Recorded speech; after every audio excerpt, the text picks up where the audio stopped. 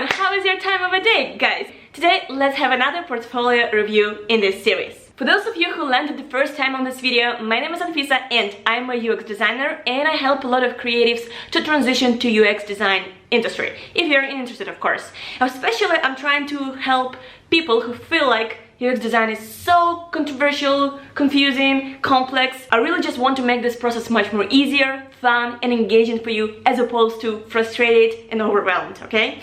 Anyway, let's not chit-chat anymore. Today we have Max Ramos from Canada with his portfolio.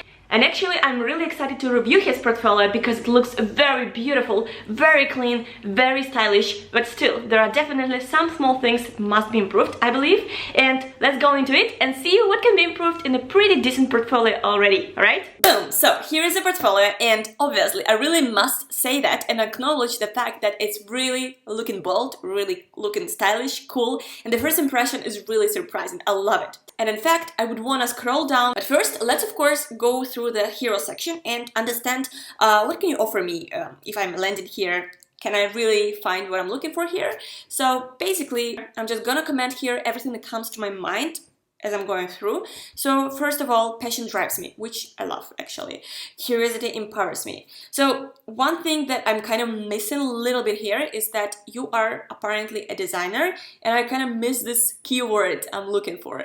Of course, it really depends on the user journey that we are laying here. So I don't really know where the clients are finding you from. Are they finding you from the Google search? Are they finding you from your social medias?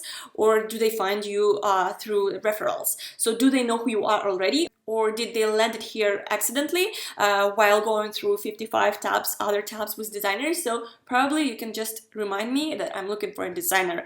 And yes, I know that it's kind of understandable that people come in here to look for a designer, but still it's a good thing to have a validation that I'm on the right place. I will find here what I'm looking for. So kind of I'm missing here the keyword designer, or some sort of I can design word here. Anyway, the text here is actually pretty okay. You then say that I help solve business problems through the lens of design, which sounds pretty good and solid, which also refers me to the thinking that, you can solve my problems. Which, okay, so here I have two perspectives. One, a perspective of a designer, another perspective of a client. As a designer, I start thinking that you are probably targeting business owners, that you are a freelancer, that you are looking for small and medium enterprises, probably e-commerce projects. I don't really know, but I kind of start having that feeling. And consequently, from this thought, I start looking at this page as being, for example, a business owner. Let's imagine I'm building a startup and I need designers to help me grow in it. Or for example, I want to build my online e-commerce project, or whatever it is. So I assume you're targeting me as the business owner. I assume that that's who's coming to your website, first of all.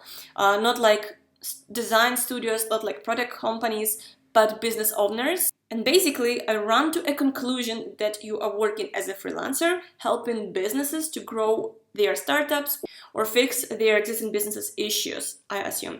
Why I assume so is probably because you don't have like, I'm a product designer statement, or I am a UX designer statement, or I am a just designer and I can do any sort of design for you guys. So like, I don't have that statement, and just from I help solve business problems through the lens of design, I start to have a feeling that you are looking for business owners in this page. That's your target, and you solve their problems. So probably this is startups or small businesses who are still having problems and establishing their businesses, business models, business products, and so on. But the question to you, Max, is it the right targeting? Do I get it right? Is that the perception you wanted to create in the viewer's eyes?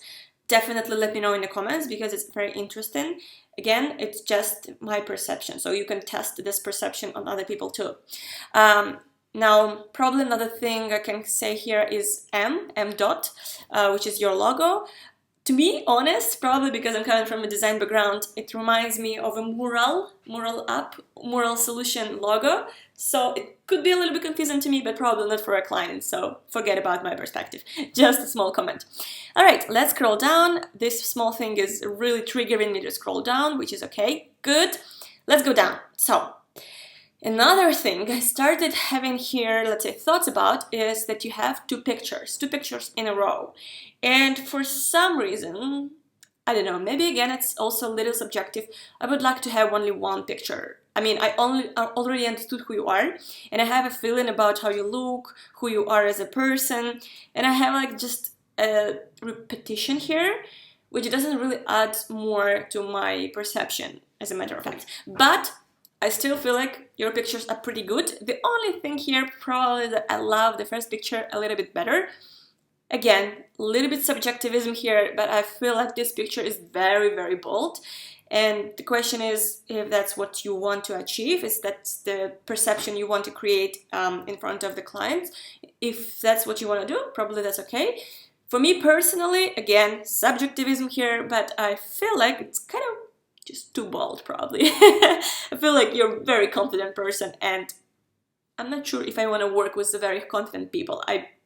My personal perspective is that I never love to work with very easygoing people, but again, this is very subjective, and if you know who is reaching you out, right? You know what clients you are targeting, and if these clients actually want like strong, confident, and very bold people working with them, then probably that's the right picture. So we are back to the question, who do you actually target? And apparently you know better. I don't know where your clients are coming from, so I can only say kind of subjective side of it right now. Okay, the texts. I'm digital product designer living in Vancouver. Okay, I love the bio here. I think it's very relevant. As opposed to the previous portfolio reviews that I did in this channel, I mentioned that people are usually missing the part about themselves, and I really appreciate you explaining who you are, where you're coming from, what's your background, what experience did you have before. So it's helpful to me, to be honest, even for a business owner, not just a designer.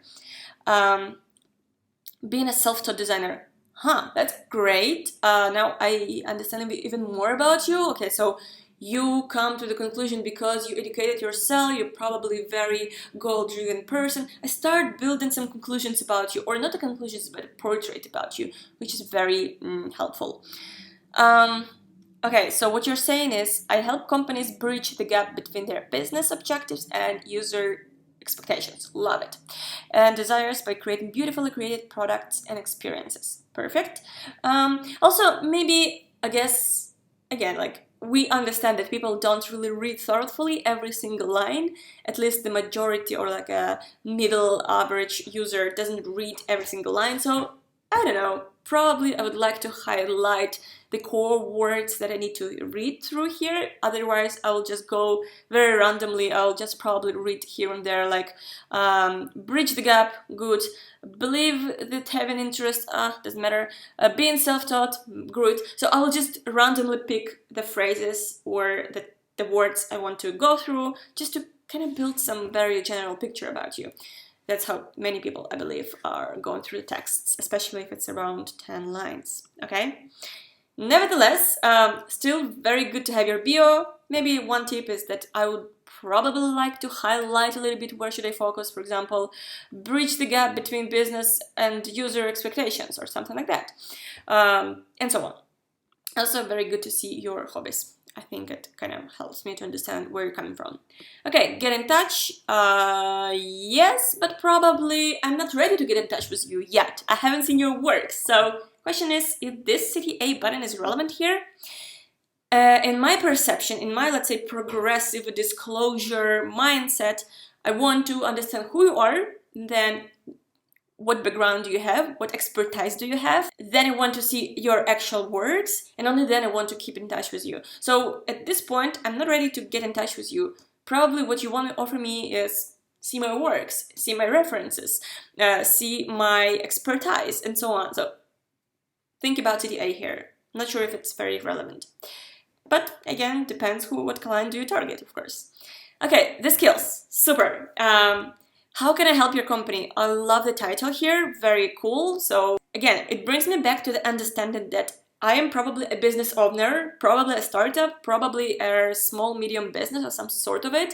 And with my business, I want to solve something. And I do have some problems probably in my business. So when I come to your page, I'm looking for a solution. I'm looking for someone who can help me out solving my problems. And you're stating it in the beginning.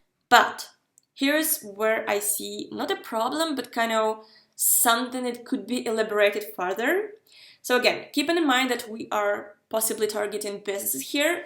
As a business, I'm not necessarily familiar with the UX designer terminology. I don't necessarily know what is UX design even means.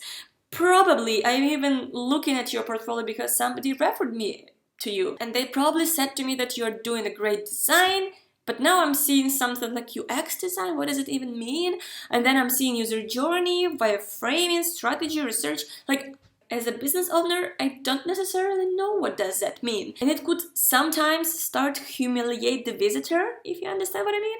So like, you can just give me all these bold and fancy words that I'm not even maybe familiar with. So what does UX design mean? Can you decode it for me? Can you explain me what you're actually doing? What kind of problems do you solve?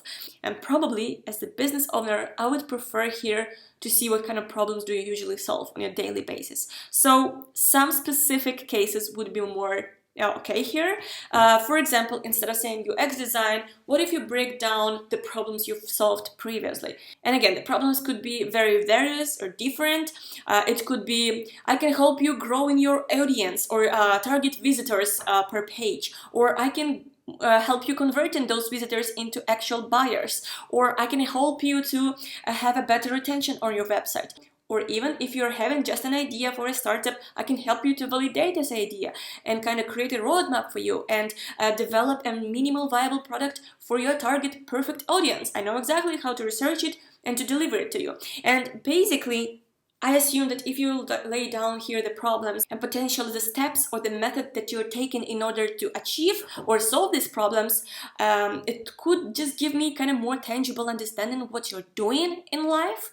And also, for example, when I'm reading things like wireframing, prototyping, I don't even, again, think about me as being a business owner. I know what is metrics, I know what are numbers, I know what is users, I know what is growth. I don't know what is wireframing. How is it different from the prototyping?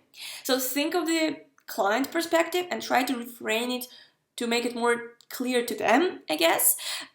So instead of just putting here the wireframing, you can either put the icon or even a photo or some sort of a illustration of what does it really mean, or even you can use the tooltip here. So when I hover on this word, there could be a tooltip explaining that wireframing means some sort of, I don't know, digital sketches or whatever the explanation for the client, talking to them in their own language, okay?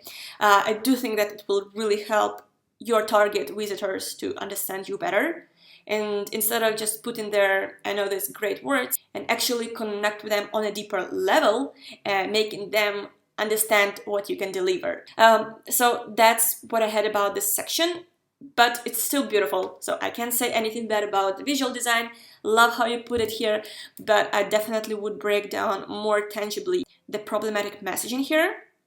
Next thing here, steps to a solution. So now it's even more tangible, I guess. You are explaining in which steps are you doing those. Even though you actually started to explain me how you're doing these parts, I would probably consider uniting them, but instead of just steps to a solution, which would be like very, very general process, probably I would just take one problem, for example, growing your user base, and break it down by the processes I'm taking here. It will be probably more specific and narrowed down. Again, just an idea, you can skip it if you want, but I still love that you're putting here the process, even though I still have the question about what is mapping, what is low fidelity. As a business owner, I do not necessarily know all these terminologies, but again, if you are targeting here, let's say design agencies who are working with all these steps and they know this language very well, then you're targeting the right person. And that means that in the beginning, right here, you kind of should refrain your, let's say, business proposition offering, because I'm getting the feeling that you are targeting startups and businesses. And the question is, who do you target eventually? Anyway, all right, so we came to the part with the projects. Super exciting. I love your colors here. Black goes really well with this raspberry pink color, so I just love it. And I also love that you explained what you did for this case, but, okay, so you only have one project here, and this is kind of bittersweet, because I agree with everyone who's saying that you shouldn't put every project you've done in your life on your portfolio, but probably not also one project, because when I'm seeing that you know what you're doing, how you're doing it, which steps you're doing, I feel like, oh my god, you have so much experience, you know so many things, and then it's like, because I see only one project and I'm like, where are all the proofs that you've did so many things and that you actually can solve these problems or achieve these results? So question is it only one project you did before, or you did many more projects and we just don't see them here? And I would prefer to have at least like 2-3 projects to choose from, so I can click on the project I kind of feel more connected to, or like the visual side of it more or something. So nevertheless, let's go and see the project probably. Okay, let's just finish this page and then we'll see the project. This is good. I also love that you have here the form but also an email, which is very important because probably I don't want to contact you yet, but I want to collect emails and then reach people who I liked. So it's good that you put here your email. I do not think that if you just put here the form, that's the best solution. So kudos. Let's see your social media also. I love social media. Okay, let's see. So we have Max Ramos on Twitter. Okay, you have a lot of tweets, that's great. Okay, you have a dribble with only one case again. So this is probably a little bit of a deal breaker to me, because I had this fear that probably you only did one project in your experience, and when I come to your dribble, I see that you actually did only one project, which is confusing, because you have a beautiful everything here. You explain how much you know the process, but you have only one project. And of course, this makes me think that probably you still are not very experienced, that you look so confident and you know the process, but you didn't have an experience, so how are you this confident? It starts creating some friction in my mind, and I don't think you want to create it. But, okay, let's go through other social medias. Okay, you have, is it your clubs? Okay, and you put here your medium, even though it doesn't seem like you have cases or any kind of articles. So I don't know why would you put here medium if you don't really have anything to add to your portfolio from here. I would probably take it away. And email, which is all right. So yes, email. Okay, wait. When I click on the emails, some issue is happening. I just reload the page. Probably something is broken there, but I don't really know. Oh yeah, okay. So I think that this icon particularly is broken, but that's not really a big deal. You can definitely fix it easy. And here's what you're saying. I'm currently seeking opportunities to take on projects as a freelance designer. Yoo-hoo! I was correct. As well as finding the right opportunity to join a team, which is something that I was mentioning to you. You should understand who do you target first of all. If you're supposed to take the language of the business owners, or you're supposed to take the language of the design agencies, because another thing you're saying that probably finding also the opportunity to join a team, which is totally different side, and they would look for totally different things. I do think that you should understand who you target first of all. Alright, let's go and check out your portfolio. Oh, by the way, another thing I wanted to mention is that I know that you've created this portfolio in Webflow, which is pretty astonishing, pretty cool and exciting and beautiful. And I love that your page is beautiful. It's solid, it's smooth, it's responsive and everything of that sort. So really kudos to this. I think you should add this to the list of your skills because you have this great skill. Probably maybe you don't want to put it out there, which is understandable, but if you're thinking to offer the web development services as well, then I would specify that you're developing here, because prototyping to me personally seems like InVision prototyping. Just gluing the visuals together, but not like doing the actual web development, which I think you can do. So probably you can, again, choose the different wording or explaining it differently. Okay, finally, let's see your case here. Park it.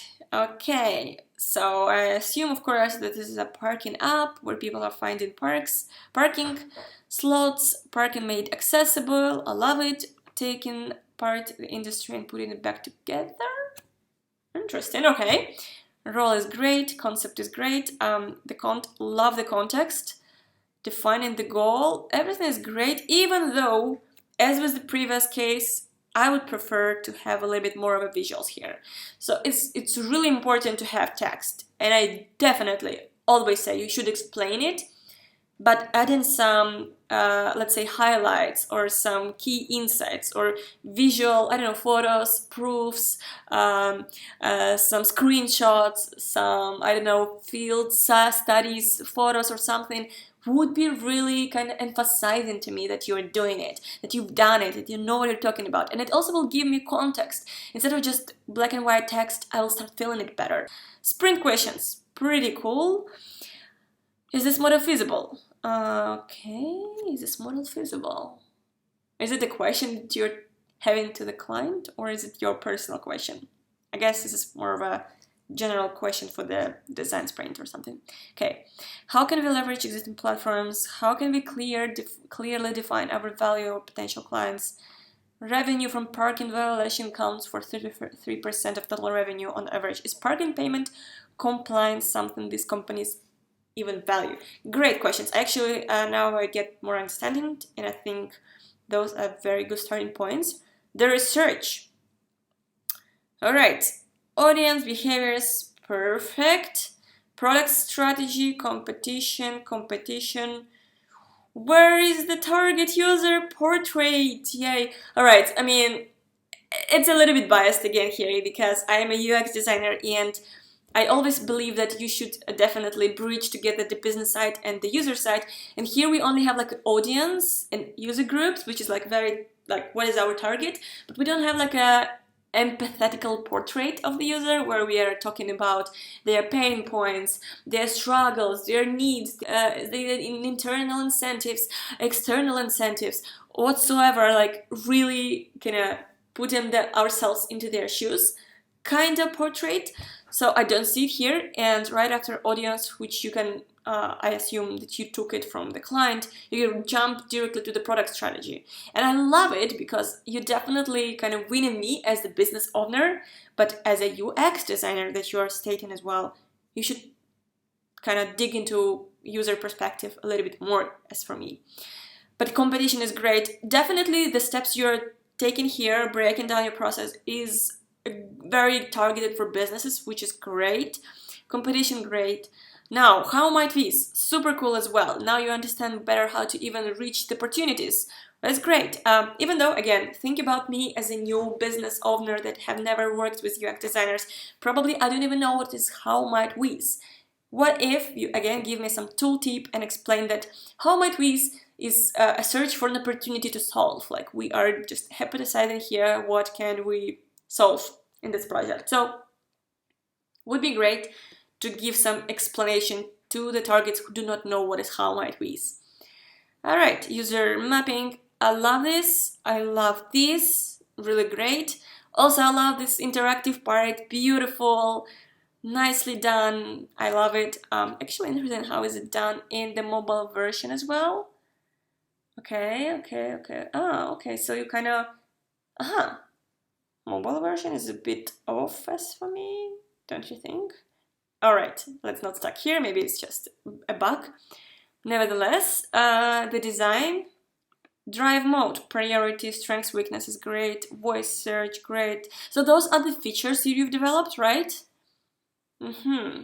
Interaction design, the test is great. So what I see here from these screens, first thing is that you probably just developed the roadmap for a startup. So to me, it sounds like you were working on a startup and you kind of created the roadmap of the features you want to build, and you built one feature, one by one features, and altogether, after some period of time, you've kind of been able to roll out the product.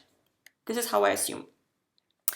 But I don't like the spacing here in the text parts. I definitely would prefer probably uniting together the screens and probably kind of use the space more efficiently. I'm not saying that you should put everything in the white space, but I'm saying that you do pretty cool work with interaction design, and I think you can kind of more playfully explain each part of the product development so that you don't have these crazy white spaces. Okay. Oh, see, live prototype. I love it. I would love to have it in a bigger, bolder button because this is something that I want to touch. Okay, now I see that you're working in XD, right? And is it interactive? Yeah, it's interactive. Great. Super. I love it. You should have it always here. Oh, you even have the video here. Super. I didn't even have to click, but you can see how it works. Surely the video part was not very clear to me. I kind of, yes, there is difference between those two mobile phone visions, how they look, but I just took it by default and I didn't pay attention to the fact that this is a different phone and I can click here. Maybe I would just have a bolder icon with play there, kind of pink, so I understand that I can press it or something. Okay. The test, metrics, okay, very cool. I love that you know the metrics you're testing, key findings, really cool. Conclusion, okay, I'm not gonna read it because apparently it's just taking a lot of time, but I just wanted to see how you're going through the process, and I loved it. Not yet. Let's see more coming soon. Do I even have to see this? I don't know. But let's talk. Great. At this point, I think I might be ready for contacting you, and I really love that you bring me here, and I'm gonna put my email here and start contacting you. So really kudos. I love this journey that you took me through. But definitely, as you understood, I have still some questions, and I believe that you can definitely improve it and make this your portfolio looks so cool and so bulletproof that everybody would want to work with you, and eventually you would create that feeling that sometimes clients might have after visiting their portfolios, like, take my money, how do I contact you? So yes, this portfolio has a very, very good perspective as for me. Kudos on it, Max. Congratulations on this great work. Definitely put here more cases, and I'm looking forward to see your reaction on this portfolio review. And of course, for everyone else, feel free to send me your portfolio. Maybe your portfolio would be next for review, and I will see you guys on the next videos. Ciao!